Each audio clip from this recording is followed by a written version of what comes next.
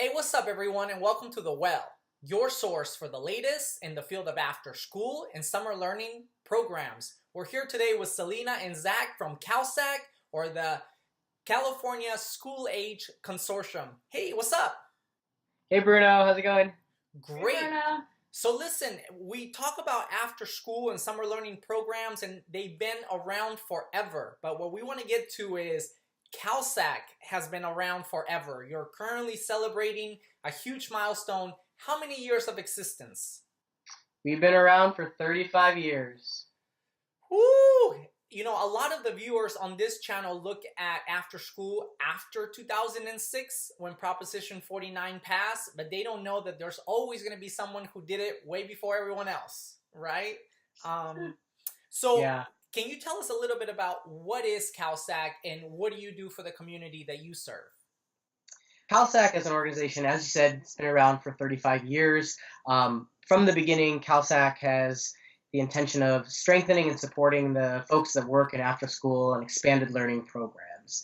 So we approach that work through training, leadership development, and advocacy work. So wanting to look locally and how we support after-school programs to strengthen the workforce that they have, and also on a statewide level, what are we doing to ensure after-school programming is a public priority in California now and for many years to come. And really, our intention is to ensure that every young person, regardless of income, zip code, race, has access to high-quality learning opportunities outside of the school day. Nice. You know, and a lot of people, when you say the word CalSAC, they think of the CalSAC Challenge, right? When we go to the Capitol and we advocate for our after-school programs in our communities. But CalSAC has so many programs, and one of them is the CalSAC Trainer Network. Tell us a little bit about the Trainer Network. What is that, and how do we get involved? Yeah, so I think when many folks engage with CalSAC, a lot of times their entry point is in seeking out the training and resources that we provide to the state. Some folks enter through the challenge, but the trainer network has really been for the last 21 years. So it began in 1996 with funding from the Department of Education. The organization was given funds and was asked to create a system, create a way of delivering high-quality professional development to the state. The organization made a decision to intentionally design a model based off of a network model so that we could use the funding we had, maximize the funding we had to reach the full state, and build a network model that would pull leadership and professionals from the field to be the deliverers of that professional development. Yeah.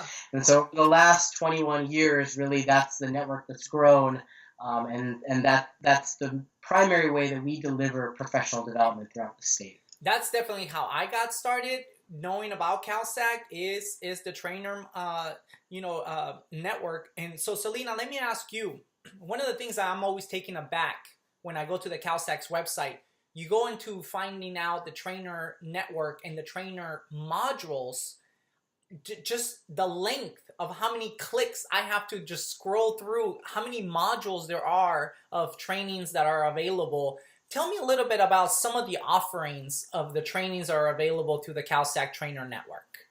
Yeah, we have a wide range, as you scrolled all the way down, of training topics and modules, and it's really about meeting the needs of the field. And so, the curriculum started off with a small set of training curriculum that was really foundational youth development principles and practices to help equip new entry-level staff and really supporting young people. And it's grown from there to really reflect the needs of the field and supporting English language learners around bullying prevention, really ensuring that programs are equitable and responsive to programs and the youth that they're serving. And so, CalSAC, we really value hearing the needs of the field and making sure we're seeking out the curriculum and the support that they need to Zak's earlier point around providing the high quality programs to youth. So we've got quite the list of modules to scroll through, but again, it's really reflective of the needs that the field has around supporting young people. You know, one of the things that always interests me about the CalSAC model of the trainer network is that when you call CalSAC to request a training for your program, you could get somebody that's statewide, you can get somebody that's regional, somebody who is very local, that understands your community need very, very well. So who makes a great person to become part of the trainer network? What kind of candidates do you seek, and how do you seek them? You know, Zach and I were reflecting on thinking about our trainers and who makes up our trainer network. We really started naming a lot of the stories of and the experiences of our trainers and the relationships that we have with them. And, you know, we have one trainer that is down in SoCal who leads all training for their whole agency. And they came to the trainer network to really develop their own professional development, to really gain a sense of community amongst other passionate professionals like themselves. And so for them, they had, you know, 20 plus years of experience in the field, and they were the ones of delivery training to their staff, but sought out the trainer network for the community, for the additional resources, and to really, you know, build the field and be a part of that field building movement. And so that's one story. And I think another one came to Zach's mind of another trainer. Yeah, no, I think it's a really important question. So, you know, at a baseline level, folks that come into the trainer network have at least 2 years of experience leading after school expanded learning program. And we want trainers to come in also with some set of skill sets around working with adults, leading adults. From there, it really jumps off in a lot of different directions. Like Selena mentioned, you know, folks very seasoned leading professional development across a wide team, all the way to folks newer to the field, tasked with overseeing their own site, one site in that staff, wanting to get more familiar with, you know, stronger frameworks and theory around how adults learn, just so that they can be better at that craft. And what we've kind of hear across the board from trainers is they, you know, because trainers come to a 3-day training of trainers, and that's just the beginning of their experience with the trainer network. Yeah. And so many folks, they walk away from this TOT just almost many times having this emotional reaction to being in a learning space with other adults is one thing, to be surrounded by others who are so passionate. But this next level of this value we have around this paradigm shift that I think we're trying to create in this field around who is qualified to lead professional development. Mm-hmm. And we really believe that this is a field that's young and vibrant. Yes, it's been around for many years, and our workforce is also really young and passionate, and we want to draw from that energy and empower those folks who have a wealth of knowledge and experience to be the TA providers, to be the professionals who are leading others and imparting what they've learned. We know in this field that after 2 years' time on the job, you have so much experience to offer and share with your peers. And we feel like the trainer network is in many ways really built upon this value of building the field together and paying forward this experience we have, and how do we create a ripple effect of learning, but also really empower the folks within the field to say, you know so much about this work, and to really lift up that knowledge, skill, and ability to be the provider of PD. And it's about sharing our own stories, right? I always say that, you know, we're all local experts about what we know, right? In our communities, everyone has a story to share about their own school site that they run, their own program that they run, and they can share those stories throughout.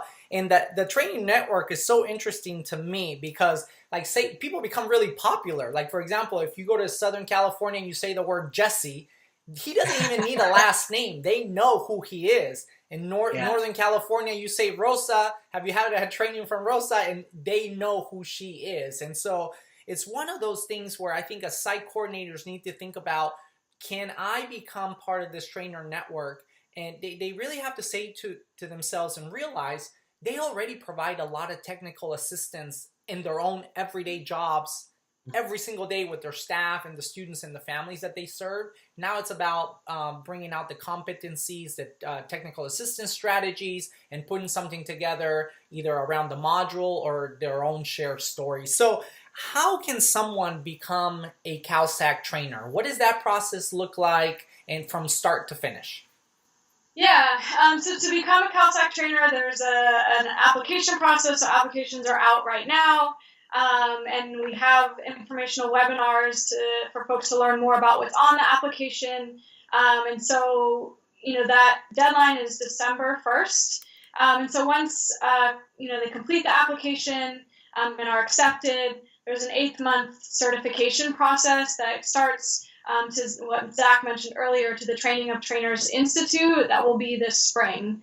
And so we would encourage you to jump on one of the informational webinars if anyone is interested in learning more about the application and certification process. And then they can also reach out to me if they want to schedule a time to talk more. But we definitely would encourage, all folks in the field throughout the state to apply and join and really access this really strong community of trainers and passionate leaders in the field.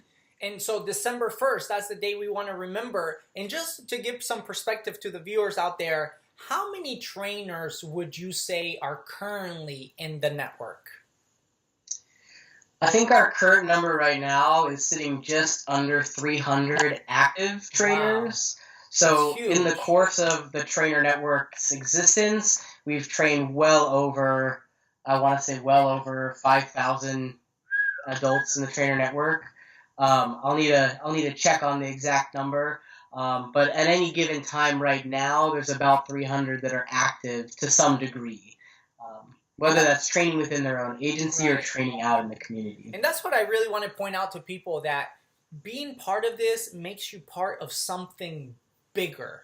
That is not just you going out to doing a training, but you're becoming part of a family, the CalSAC family, the family of technical assistance providers. This is just a really special place, expanded learning for me, having been in the field for a while now. And I'm always thinking about how do we work with our site coordinators to move them forward. This is exactly one way to do that.